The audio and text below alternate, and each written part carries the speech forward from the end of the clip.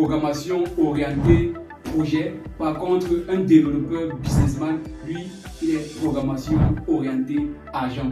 Le cap, comment dire. Bonsoir à tous et bienvenue dans cette nouvelle capsule destinée à donner nos avis sur certains sujets concernant le développement, concernant l'entrepreneuriat et bien d'autres sujets. Alors aujourd'hui, j'ai le plaisir de me faire accompagner par M. Arthur Tamko, un chef de projet d'équipe et un manager. Alors je vais le laisser se présenter lui-même. M. Tamko, bonsoir. Merci M. Moifo. C'est un plaisir pour moi d'être ici parmi vous. Bonsoir à tous ces nombreux auditeurs qui prennent la peine chaque jour d'accorder 5 minutes à cette capsule. Ça montre que de plus en plus l'Afrique commence à être digitalisée, on prend conscience et le futur est à venir. Ah ouais, merci bien. Alors aujourd'hui, le sujet, ça concerne effectivement les développeurs. Aujourd'hui, nous allons donner notre avis sur le sujet. Faut-il être où? C'est quoi la différence entre un développeur carriériste et un développeur businessman? Parce que bien sûr, j'ai reçu beaucoup de personnes, beaucoup de développeurs qui ne savaient pas où se situer, qui ne savaient pas faire la différence entre cela. Faut-il être développeur carriériste ou développeur businessman? Tel est notre sujet d'aujourd'hui et nous serons accompagnés de M. Arthur Tamko.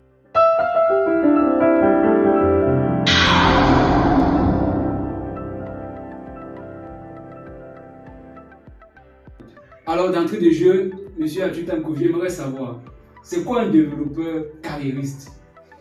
Pour ne pas vous couper, pour aller dans votre lancée, je voudrais apporter à la suite de ce que vous venez de dire une simple question. Comment trouver une idée pour réussir sa carrière professionnelle?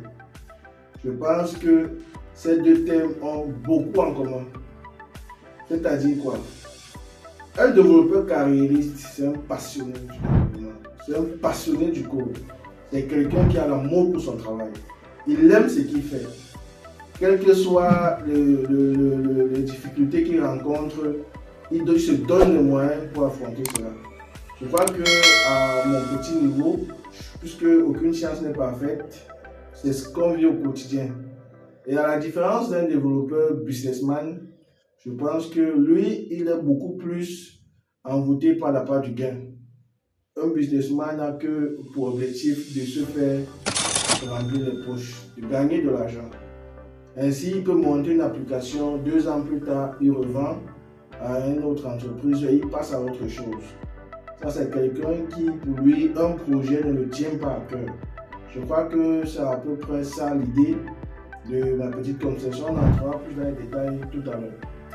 Ok, donc ici, si je comprends bien, un développeur carriériste, c'est avant tout un passionné du code, comme on dit souvent, quelqu'un qui mange le code. Et lui, il est plus programmation orientée projet. Par contre, un développeur businessman, lui, il est programmation orientée argent. Le cap, comme on dit souvent chez nous. Alors, donnez-moi un peu, c'est quoi un exemple d'un développeur carriériste? À quoi est-ce qu'il aspire un développeur carriériste? Un développeur carriériste, pour parler simple, dans la vie courante, une application qu'on utilise constamment, selon le cadre de Facebook. Facebook avec Mark Zuckerberg a commencé comme petit, nous voyons ce qu'il en est aujourd'hui. C'est quelqu'un qui, pour lui, malgré toutes les difficultés qu'il a rencontrées aux États-Unis, suite aux différents plaintes qu'il a rencontrés, il n'a pas baissé le bras. Pour lui, avant d'être, et vous voyez qu'il y a plusieurs plateformes de paiement en ligne, de vente en ligne, mais Facebook est totalement, si on peut dire, gratuit d'une part. Tu te connectes, tu t'inscris, tu as un compte, tu as accès à la plateforme. Voilà quelqu'un qui a une envie, comment je peux dire, qui nourrit un besoin essentiel pour son corps. Toujours aller de la perfection à la perfection. Voilà à peu près ce que je pouvais dire dans ce petit livre. Donc, on vous entend parler, on dirait que Zuckerberg est un développeur carriériste. Pour ce qui concerne l'application Facebook, oui, je ne le crois fermement. Sinon, avec tous les géants qu'on connaît aujourd'hui, ils l'auraient déjà abandonné. Par contre, on voit d'autres plateformes de réseaux sociaux tels que WhatsApp, qui aujourd'hui, à un moment donné, ils ont lâché de l'Est. Ils ont vendu leur plateforme à qui on connaît tous. Oui. Ça n'a pas été facile, mais bon, ça arrive. Toujours parce que derrière, il y a cette optique de gain, d'argent, de passer à autre chose qui nourrit beaucoup plus les développeurs de nos jours. Parce qu'on se dit, vivre du développement concret en Afrique, particulièrement dans notre contexte, pour l'instant, ce n'est pas encore le cas. Pour qu'on se dise les réalités.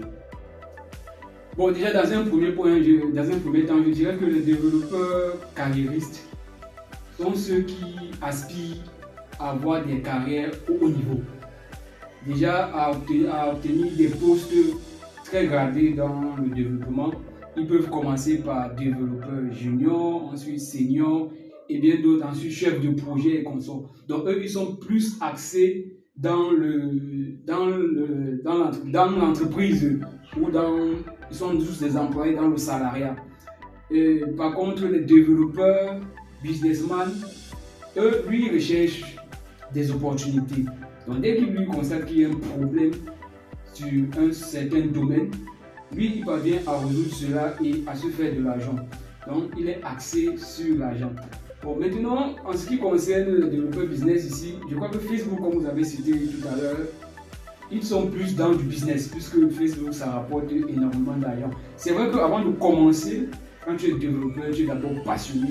Parce que c'est un métier, si tu n'es pas passionné, tu vas abandonner dès tes premiers jours, je pense. Donc, il commence d'abord par être passionné, mais après, il se dit, bon, en fonction aussi du contexte dans lequel ils sont, je suis passionné et je mange quoi?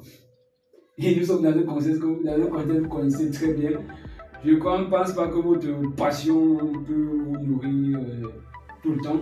Donc, à un moment donné, il faut vous dire, bon, comment est-ce que je rentabilise mes compétences? Comment est-ce que je rentabilise tout ce que j'ai eu à apprendre durant mes moments de passion? Alors, le développeur business, nous allons maintenant un peu plus axé sur cela. Quand est-ce qu'on peut faire le pont entre le développeur business et le développeur carriériste? Ou quand est-ce qu'il faut quitter le carriériste à business? Concrètement, je voudrais vous dire que étroitement, ces deux opportunités ou ces deux champs d'action sont liés. Parce que même pour celui qui est carriériste, comme on le dit tantôt, il ne peut avancer dans les projets, avancer, comment je peux dire, dans sa carrière, occuper des différents postes, parce qu'en ce moment, il est en tant qu'employé. Ça veut dire que s'il est dans une plateforme ou s'il est manager de projet, ou c'est son projet à lui, il recrute plusieurs développeurs pour mettre ensemble quelque chose, ou c'est lui le patron, il va être difficile pour lui à un moment donné de ne pas faire du business. Parce que quoi qu'il en coûte, il va falloir gérer les salaires, gérer les taxes, gérer les charges, qui de nos jours n'est pas petite affaire. Donc, raison pour laquelle je dis tantôt, il est impossible de faire de la carrière sans toutefois penser au business. Ça, c'est cordialement. Peut-être, on pourra dire, puisqu'il y a beaucoup de sociétés qui le font de nos jours, qui créent des applications, qui le mettent en ligne, en téléchargement open source, mais on se pose la question, comment est-ce qu'ils font toujours pour avoir de l'argent? Ça veut donc dire qu'il fait de la carrière, il donne l'opportunité aux gens de connaître son projet. Bon, maintenant, pour arriver à l'utilisation optimale de son projet, il passe à une classe premium.